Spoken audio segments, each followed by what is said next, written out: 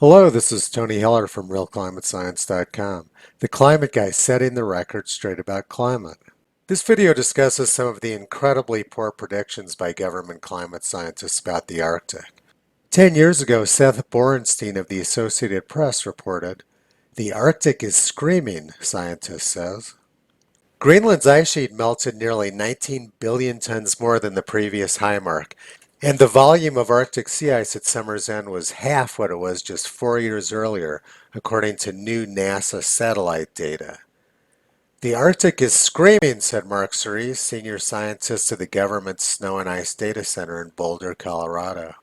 This week, after reviewing his own new data, NASA climate scientist Jay Zwally said, "At this rate, the Arctic Ocean could be nearly ice-free at the end of summer by 2012.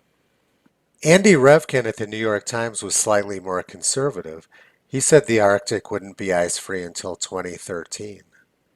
Professor Maslowski of the Naval Postgraduate School in Monterey, California, predicts an ice-free Arctic by 2013. So how did those screaming Arctic predictions turn out?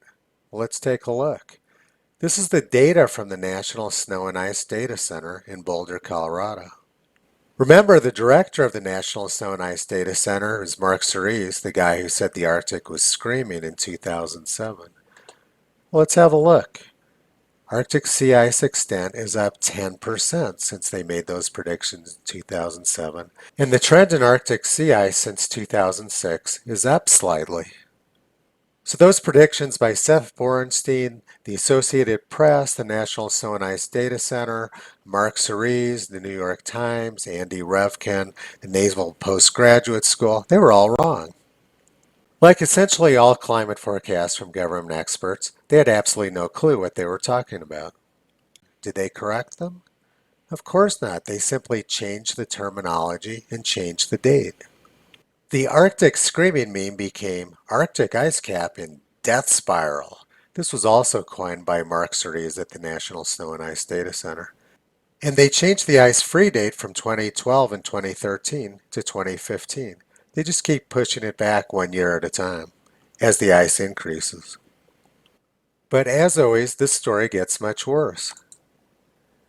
This map was published by National Geographic in 1971, and it showed the extent of Arctic sea ice. You can see there's a pretty big gap around the edges of the Arctic.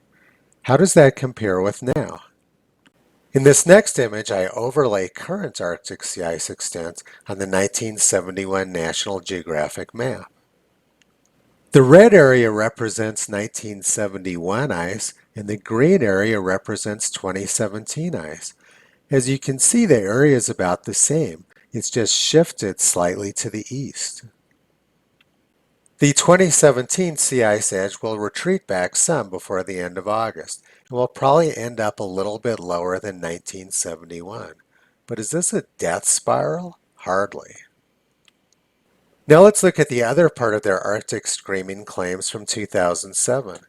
Greenland's ice sheet melted nearly 19 billion tons more than the previous high mark. Wow, that sounds bad.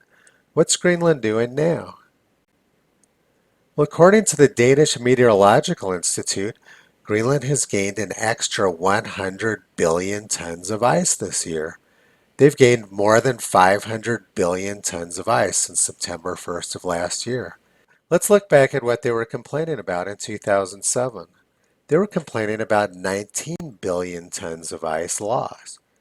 This year we've got 100 billion tons extra, above the normal.